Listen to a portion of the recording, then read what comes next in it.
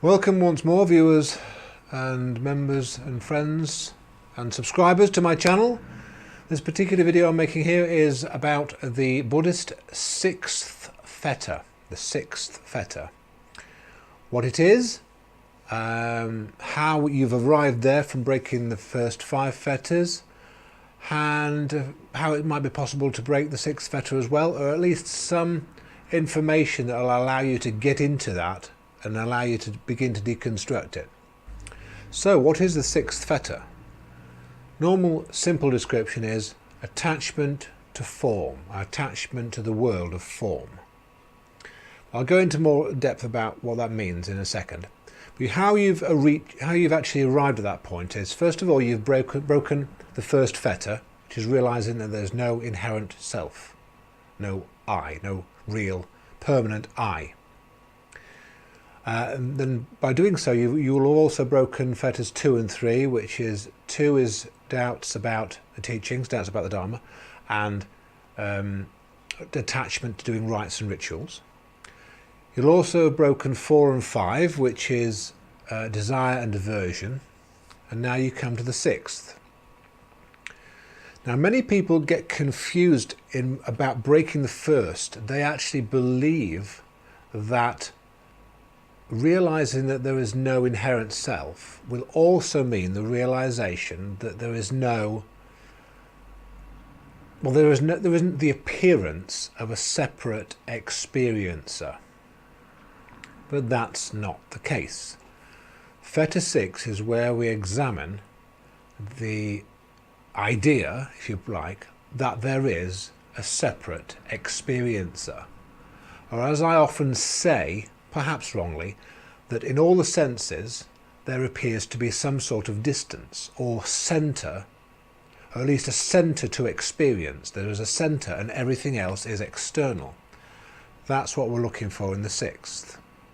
And what I shall do in order to explore this, I shall go through the main 3 senses, which how shall we do it? Let's go to hearing first. Yeah, hearing first.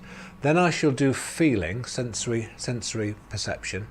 And then I shall do sight. I'll leave off taste and smell, because once you've grasped the major senses, those 2 might actually be easier, and you can also address them in the same way as the other 3.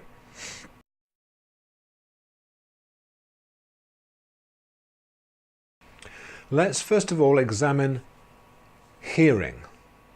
Now, even though the first fetter has been broken, there is still appearing to be a separate hearer from that which is heard. And there's a few ways we can start actually address that.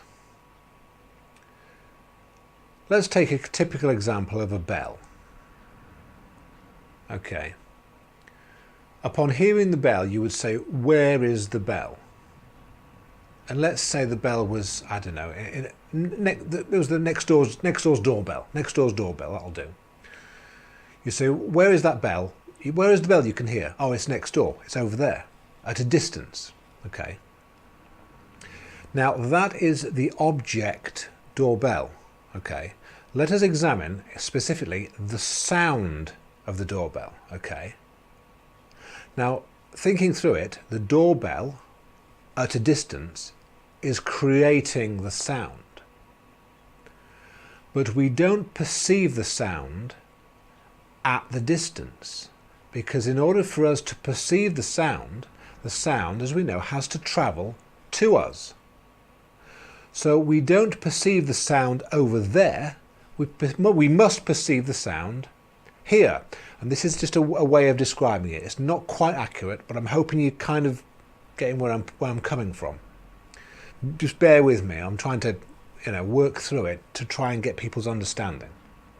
So instead of addressing the doorbell, or even addressing the sound of the doorbell over there, where it is appeared to be emanating from, examine specifically the sound itself.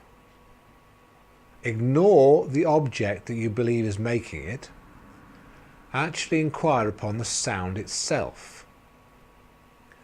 Where exactly is that sound that is being perceived.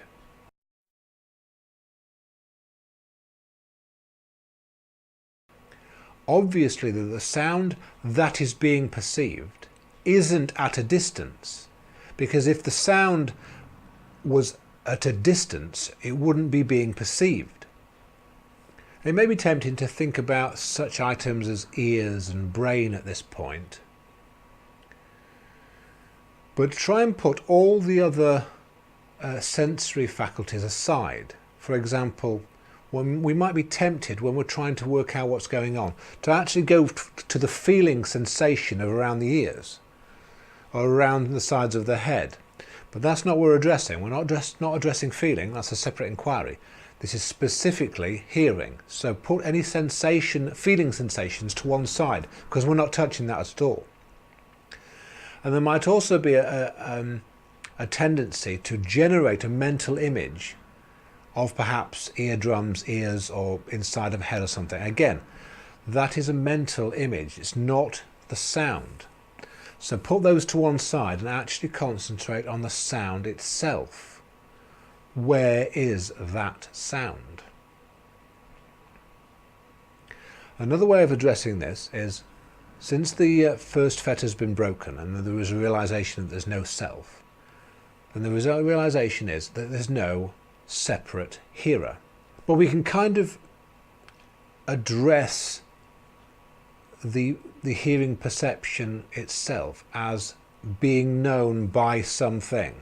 We don't have to say a specific self, because we've broken that. But let's just say that there is a knower of the sound. The inquiry then is, what is the distance between the sound that is being perceived and that which knows it? Such an inquiry will reveal that sound being at a distance is imputed. We do not perceive the distance in the sound, it is actually imputed. And the final realization would be, when you've examined that, it is realized that there is no center of hearing. Or more specifically, if it is suggested that there is a center of hearing that is being imputed, one cannot be found.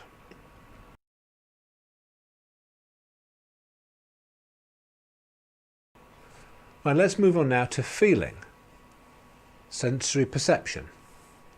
This is an interesting one, because in my own inquiries it was clear to me that the imagination, that the creation of mental images was being added on to the sensory faculty as an assumption that the body was feeling, or that there was a location for feeling. So I'll explore that a little bit. If we close our eyes and then we go to the sensations of the body with the eyes closed. I say the eyes closed specifically so that the seeing faculty isn't coming into play in the inquiry. And I ask, go to the sensory perception itself, what can be found? Usually before breaking the sixth, we will say there is a body there, that the sensations map on to the body, or a body shape. And then if we drew a picture of the sensations, we would draw a perfect outline of a person body. And so we would map the location of feeling onto a subject, the body. Again, if with the eyes closed, notice what's happening. Say, for example, I go to the apparent feeling in a hand, my right hand.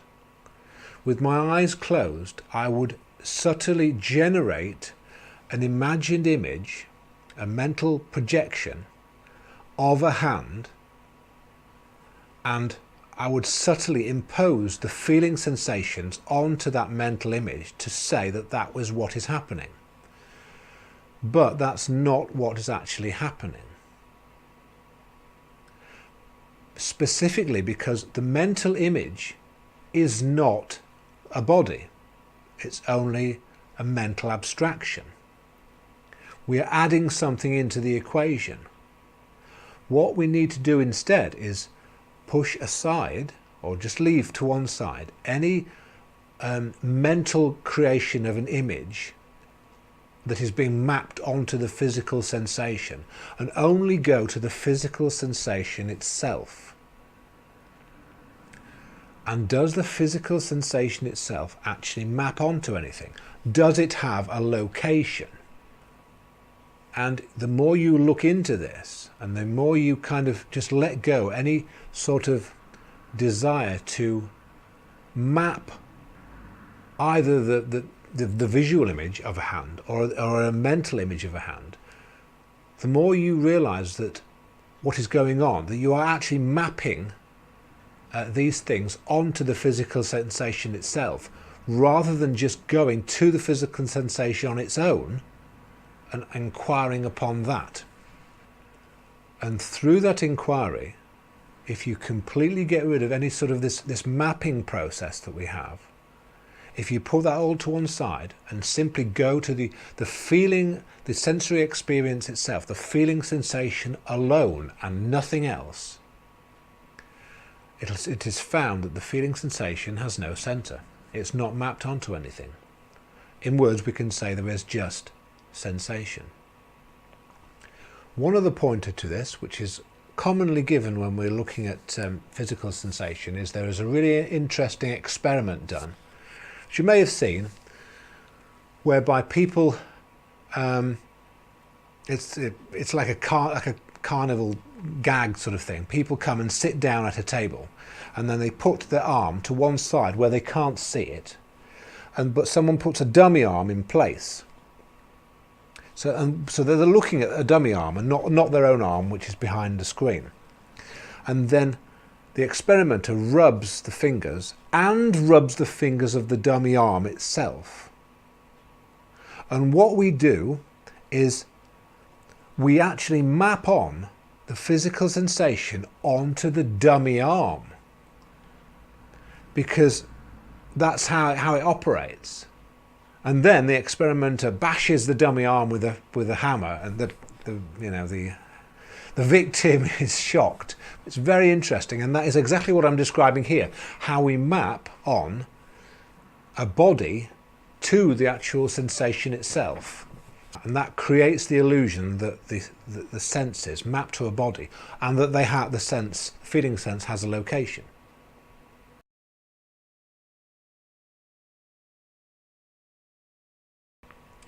And finally, seeing.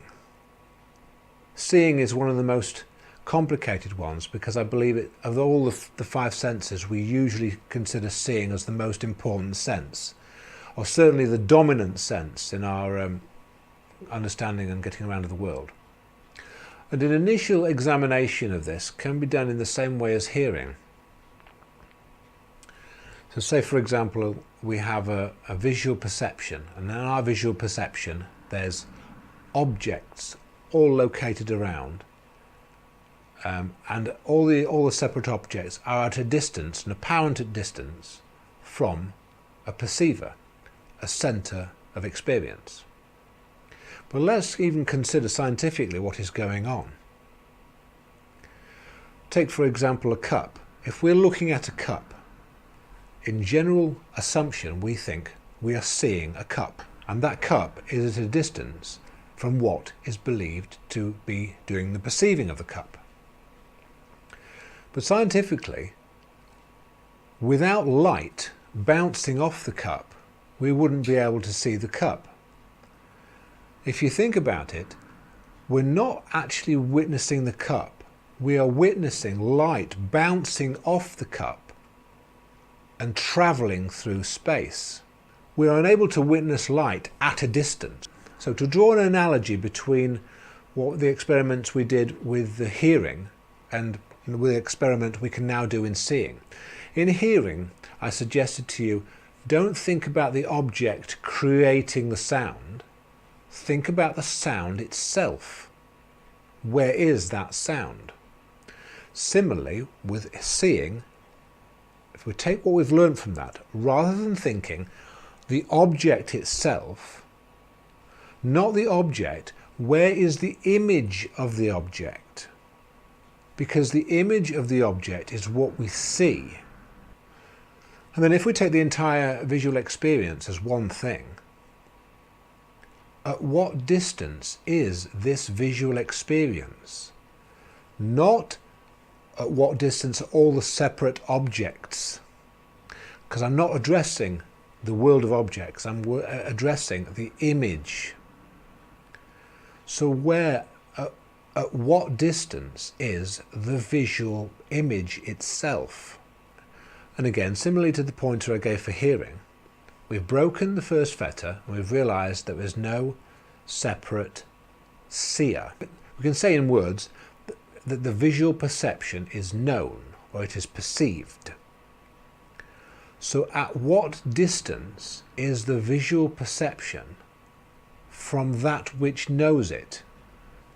At what distance is the visual perception from the perceiver of the visual perception?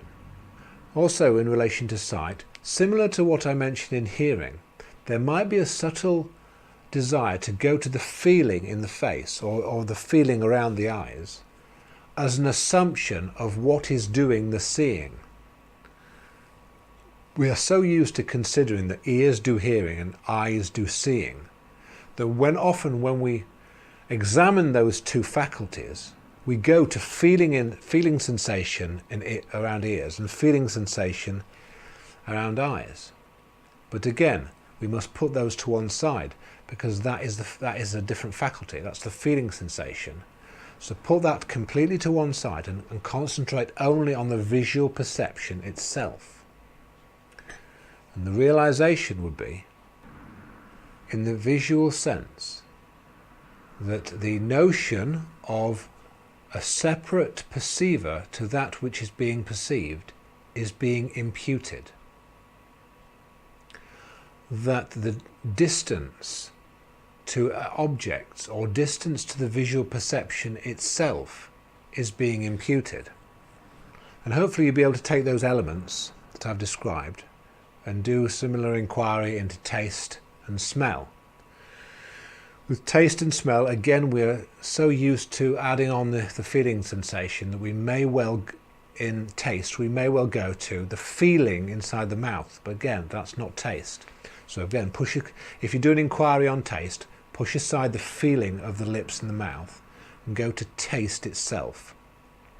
And similarly, if you're doing smell, the sense of smell, there may be a subtle desire to go to the feeling of air passing through the nostrils. But again, put that aside because that's feeling, and go to the sense of smell directly without any interference from the feeling sensation. And when you've gone through all the senses themselves, you'll have broken the sixth fetter, and the sixth fetter will be the realization that there is no center to experience. So there we are, the sixth fetter. I hope you found that interesting. If you have any further information you want to add, or your questions, or maybe I've got something wrong, or you've got another way of looking into these things, please write a message, click like, click subscribe. Thank you very much for watching, and see you again in the next video. Bye for now.